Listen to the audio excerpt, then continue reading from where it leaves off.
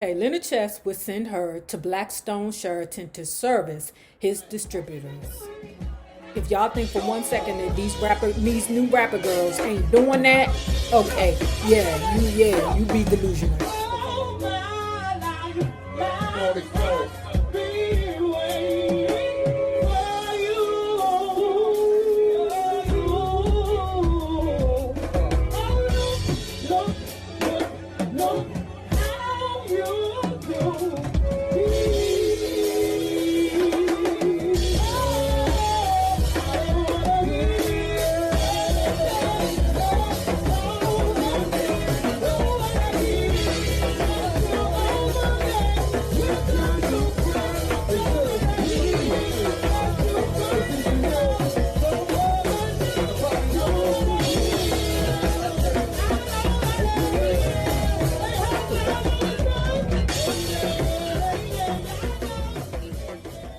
Well, hello there, love bugs. Hello there, Bellas. If you have not already done so, please remember to like, share to Facebook, and subscribe because it is so important to our success here on the YouTube. And if you are not already a part of our book club, please remember to hit the Patreon link below and or the join button here on the YouTube, and for a small monthly fee of $5, you babies, yes, you can be privy to all the shenanigans before the YouTube gets it, if the YouTube gets it. Now, let's talk about David Ritz and Etta James, Rage to Survive. I'm sorry, I don't know what part this is. I'm not going to lie. But let's go. Now, where we left off, Etta James, dude, Harvey Fuqua, is now with Motown. Okay. Gwen Gordy's fiance slash business partner has now came to Chess Records. So there was a crisscross that happened. Okay. And Etta James is now starting to shoot dope. That's what I said. Shoot dope, Nay. Yes. Shoot dope. More than booze or weed or cocaine, heroin hit me hard. I loved it. Heroin became my drug of choice. It took me where I wanted to go, far away, out of it, and in a hurry.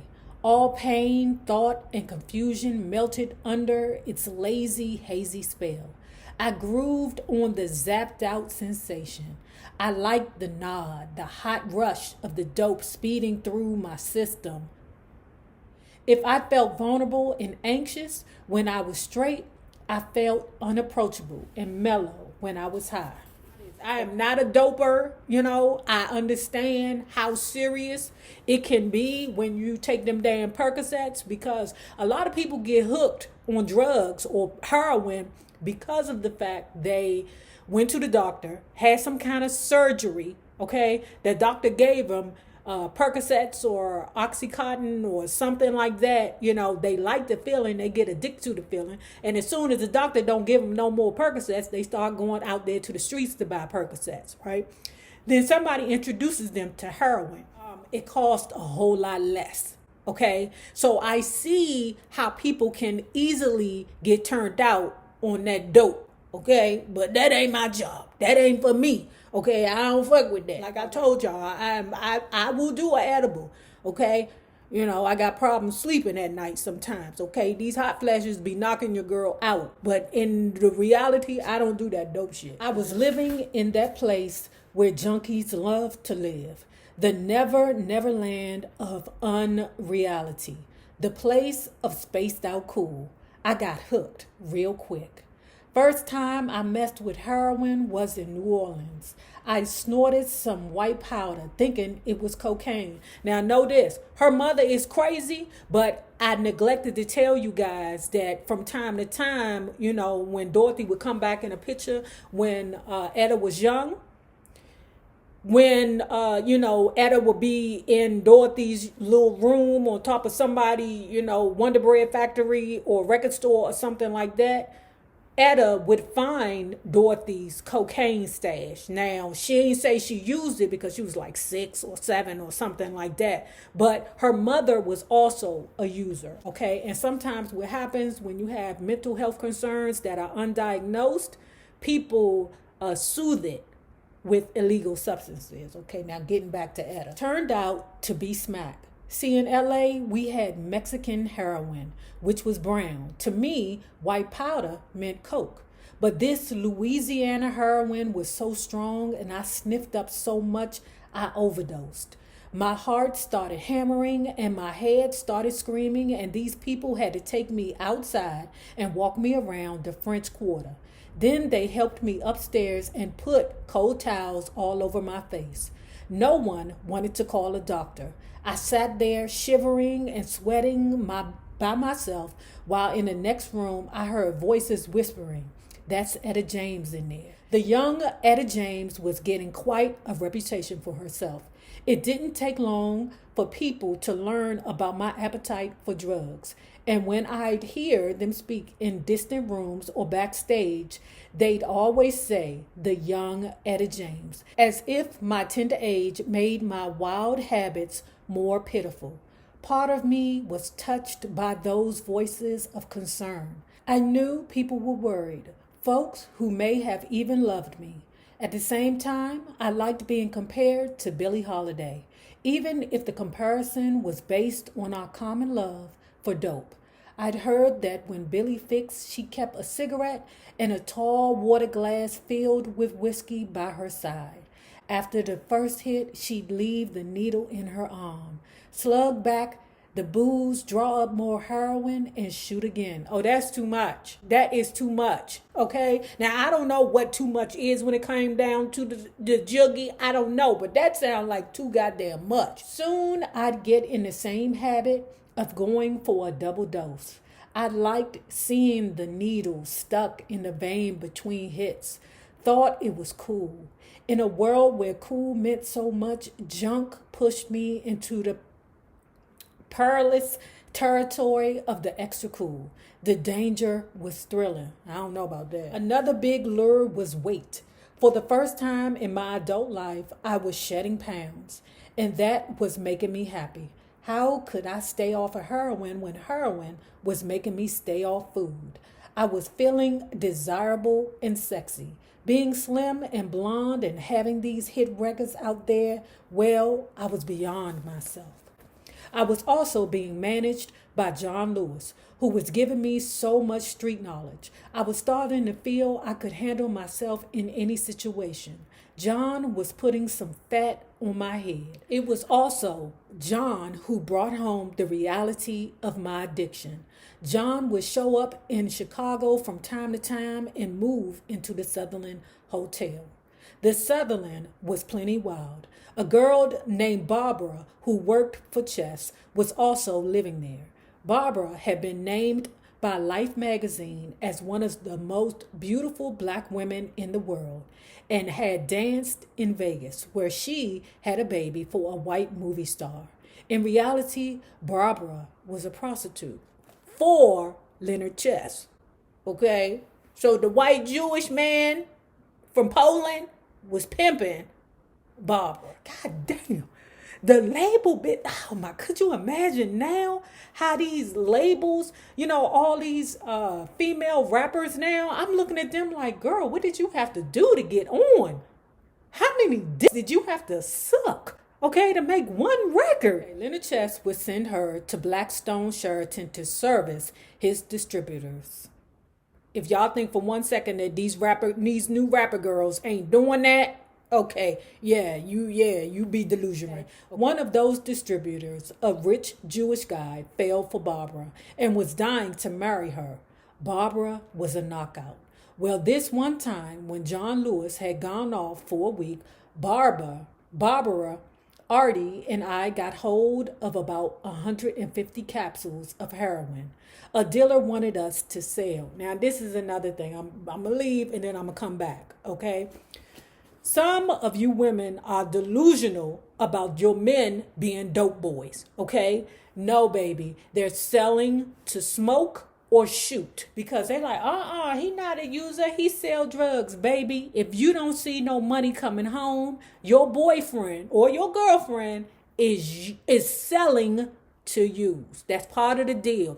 Drug boys see a dope fiend, hey dope fiend, come here dope fiend, hey, or crackhead, whatever, or dipperhead, whatever it is you want.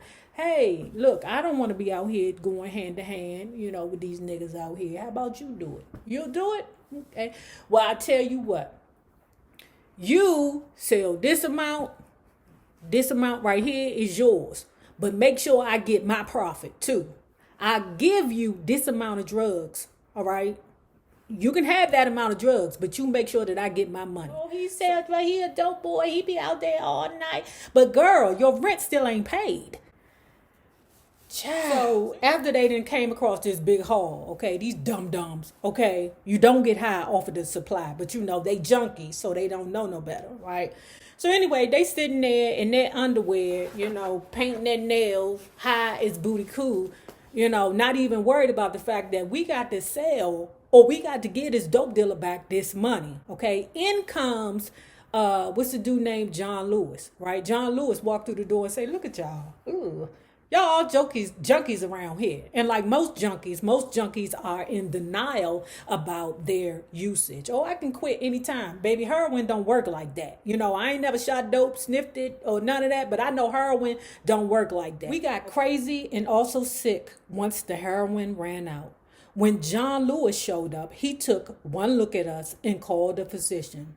Dr. Cohen, bless his heart. This nigga don't know what's going on. The Dr. Cohen, well, actually, he do know what's going on. It's just that he don't want to say because he don't want to put Etta James in a situation, okay? The Dr. Cohen say, oh, they all got indigestion. No, they don't. They sick, okay? They dope sick. Dr. Cohen wasn't hip to what was wrong, but John was. John told us we were hooked. We denied it. I'll prove it, said John. I'll buy you a $10 bag of smack and watch how quick you get well. Well, he was right. We went through that bag in a flash and were feeling fine. I was hooked, but I didn't care. Barbara and I often got high together. Okay, now let me tell you about these two,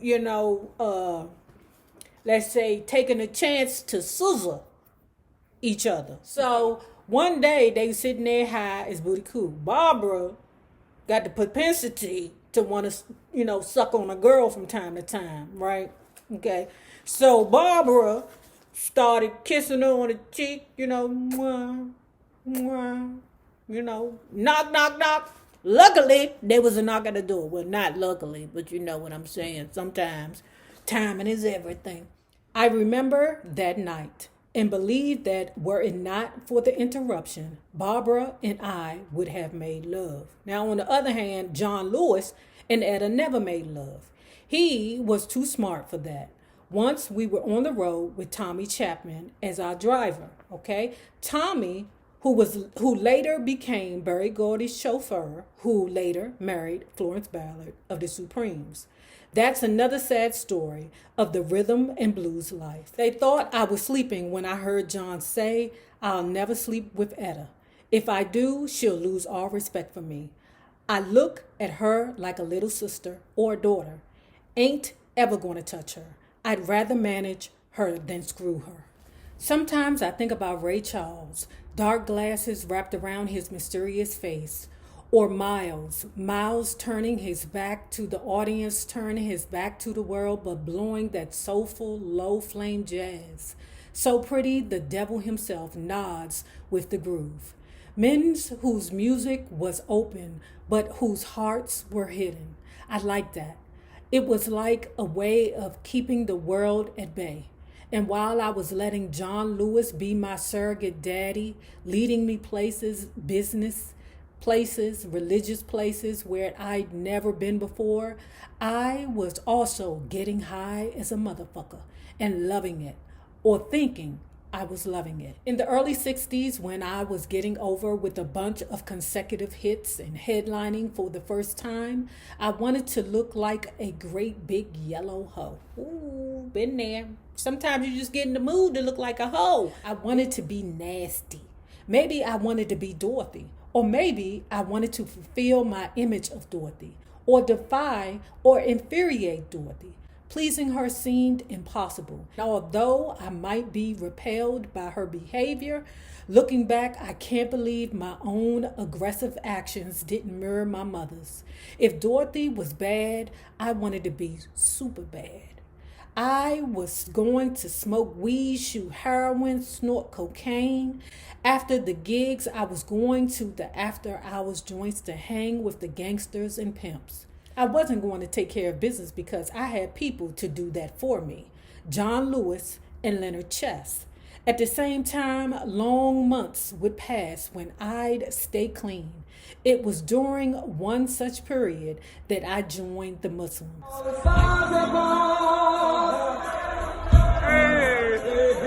Hollywood,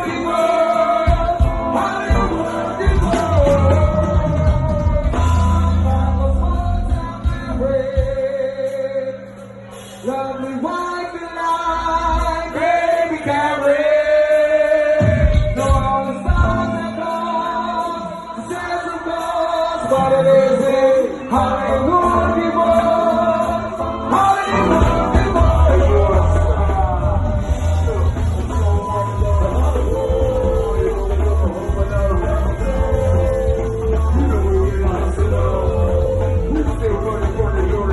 Now, if you have not already done so, please remember to like, share to Facebook, and subscribe because it is so important to our success here on the YouTube. Now, remember this. The same people that you meet on the way up will always be the same people that you meet on the way down. My naysayers, my patron loves. You babies, have a good one.